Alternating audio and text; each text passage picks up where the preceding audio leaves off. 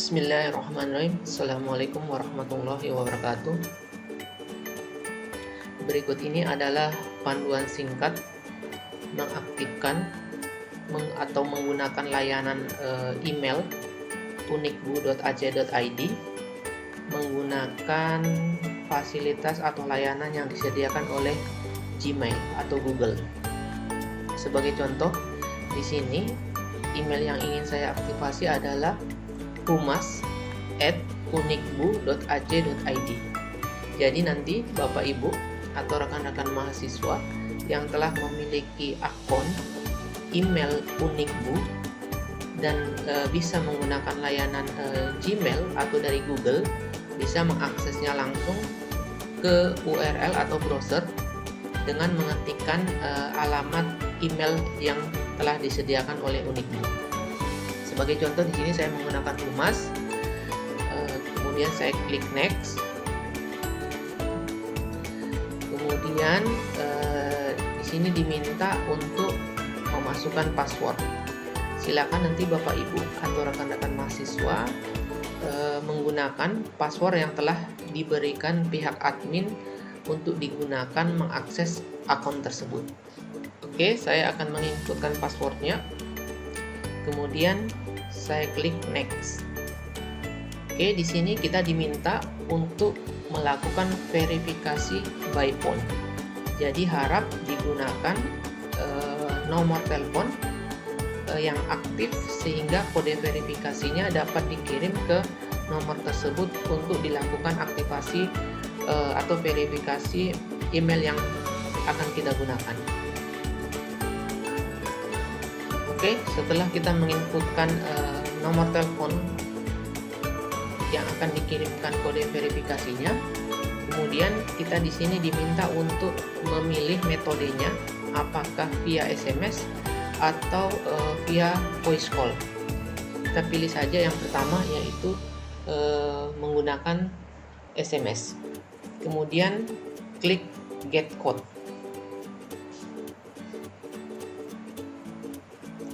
Ditunggu beberapa saat sampai kita mendapatkan kode verifikasi pada nomor yang telah kita daftarkan sebelumnya tadi.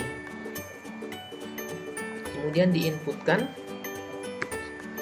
Oke, di sini saya mendapat kode verifikasinya adalah G minus atau dash 056850. Jadi kita cukup mengisikan atau menginputkan 6 digit angkanya saja.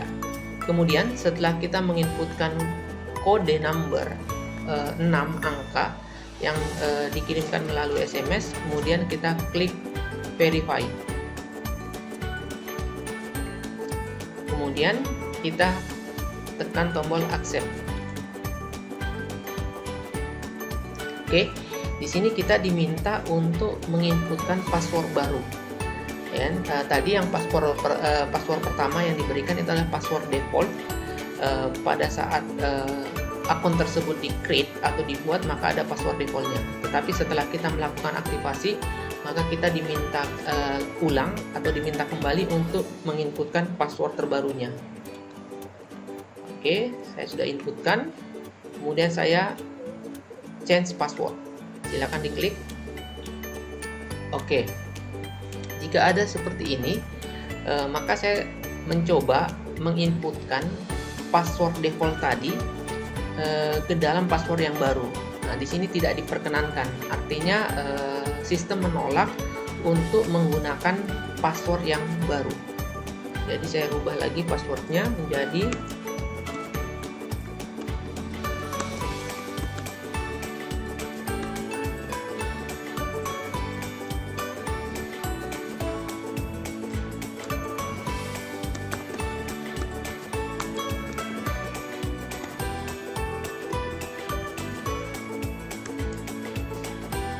Oke, saya sudah menginputkan password baru.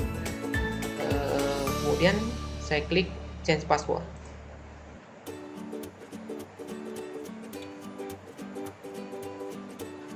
Oke, sekarang saya sudah masuk ke dalam akun Humas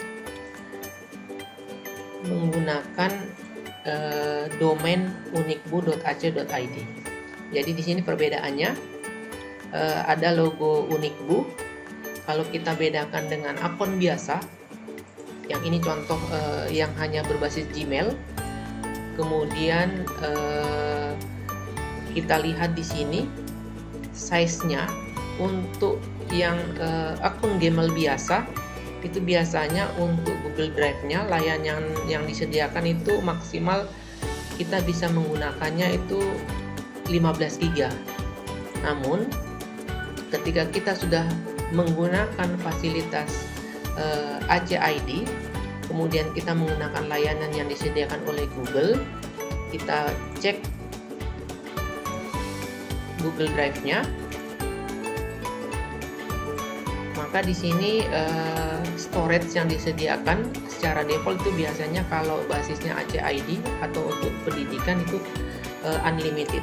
Jadi di sini kita bisa lebih leluasa menyimpan dokumen kita yang cukup banyak menggunakan layanan yang disediakan oleh Google.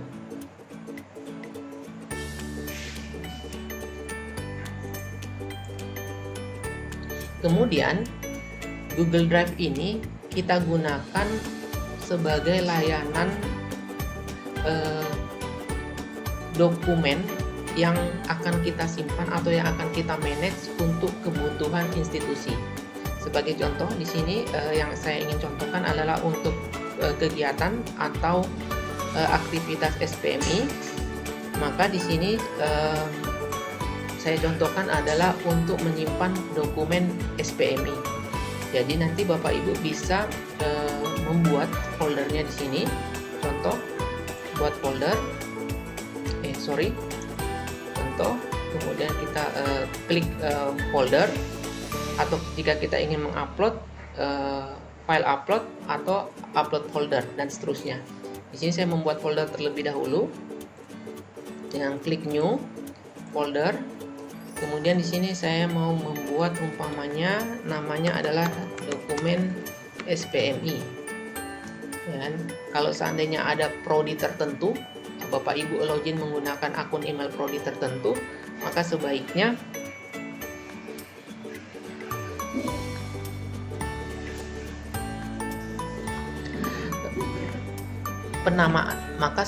penamaannya itu spesifik, artinya dokumen SPMI prodi, contohnya adalah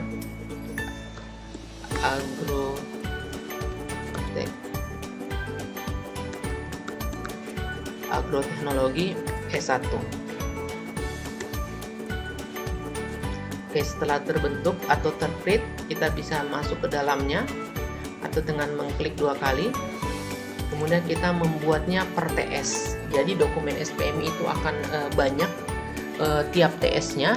Jadi untuk membedakan antara TS sekarang dan TS sebelumnya, maka kita bisa menyimpannya atau membuatnya ke dalam folder-folder yang lebih spesifik.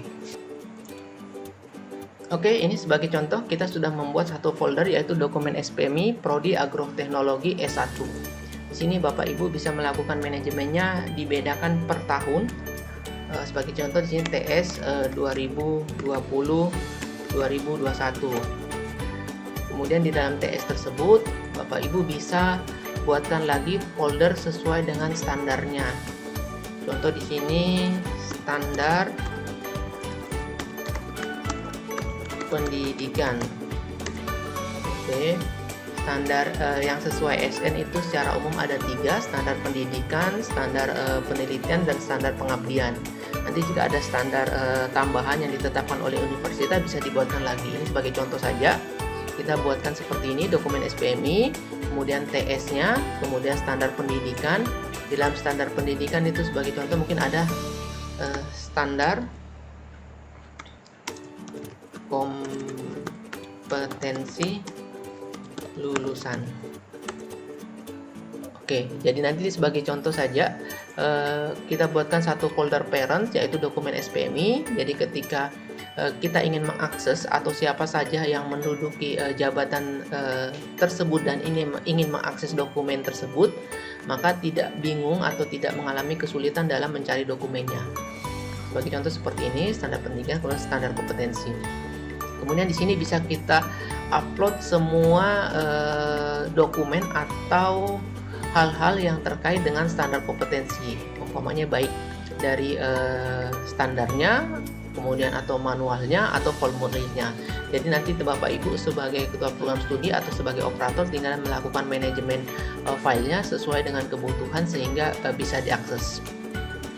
Kemudian yang tidak kalah penting adalah di sini yang ingin saya sampaikan adalah cara men-sharing dokumen. Di sini sebagai contoh ini umpamanya saya sudah mengupload satu file, jadi tinggal cukup klik kanan saja atau bisa melalui menu new. Di sini saya coba upload satu file. Kemudian saya cari dokumen yang ingin diupload. Sebagai contoh di sini umpamanya seperti ini. Ini contoh saja ya Bapak Ibu, saya ingin mengupload satu file atau satu file dokumen ke dalam folder standar kompetensi, sudah ada seperti ini.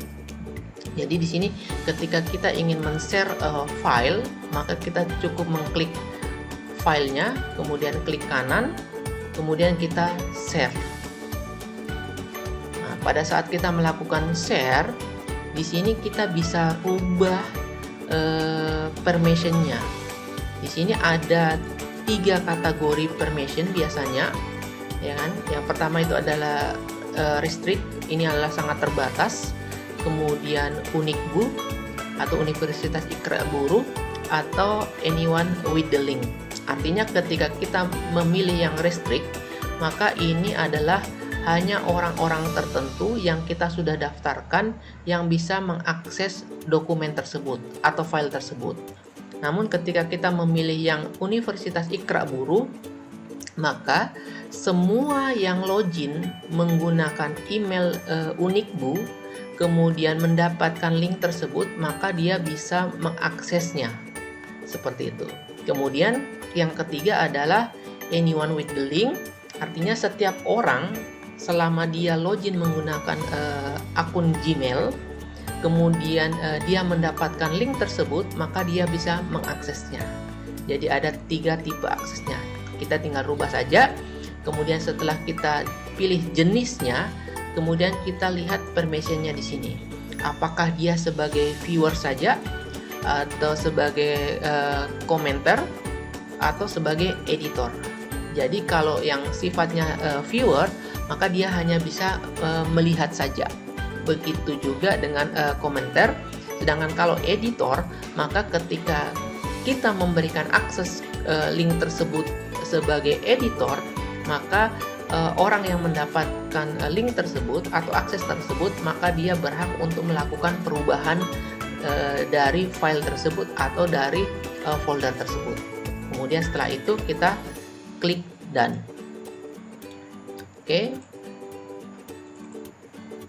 Oke, setelah itu ketika kita ingin men-share-nya, maka kita cukup get link, ya kan? Kemudian kita copy nih. Atau tadi setelah kita mengklik share seperti ini, ya kan? Kita rubah umpamanya seperti ini, statusnya adalah anyone with the link.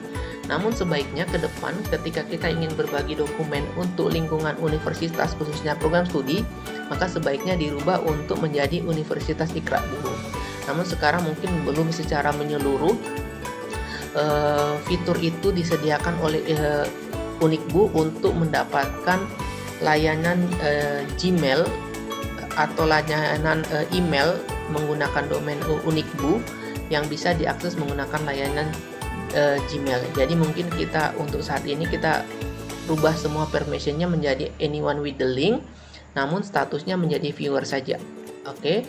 Setelah itu kita copy, kemudian kita berikan link tersebut kepada orang yang ingin kita bagi aksesnya untuk dapat mengakses dokumen tersebut. Oke. Kemudian begitu juga ketika kita ingin men-sharing folder. Jadi yang kita sharing tadi itu contohnya di sini adalah file. Namun kita juga bisa melakukan sharing folder. Caranya seperti ini, sama juga. Kita share, kemudian kita pilih, ya kan? kategorinya untuk men-sharing tersebut apa. Kemudian kita ubah permissionnya, statusnya, ya kan. Di sini ketika dia sebagai editor, maka dia berhak untuk melakukan organize, artinya melakukan manajemen, menambah folder, ya kan, menghapus folder, ya kan, mengedit file dan sebagainya. Intinya dia berhak untuk melakukan perubahan. Oleh sebab itu mungkin kalau untuk kalangan terbatas kita berikan permissionnya sebagai viewer saja. Kemudian kita berikan linknya dengan cara mengcopy link tersebut dan diberikan kepada yang ingin kita berikan. Oke, kita klik done. Kemudian di sini ikonnya sudah berubah menjadi icon sharing. Kemudian di sini Bapak Ibu sebagai ketua program studi atau nanti dosen ketika mendapatkan akun email berbasis Unikbu atau menggunakan domain Unikbu, sebaiknya email ini hanya digunakan untuk aktivitas kita sebagai ketua program studi atau sebagai dosen saja. Jangan untuk hal-hal yang sifatnya pribadi, dalam arti untuk shopping online dan sebagainya, itu bisa menyalahi peruntukannya dari email tersebut.